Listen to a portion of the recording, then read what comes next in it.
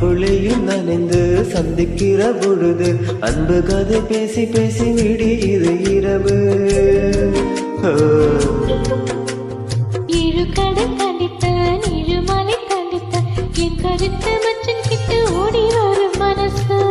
நாம சேர்ந்து வாழும் காட்சி ஊட்டி பார்க்கிறேன்.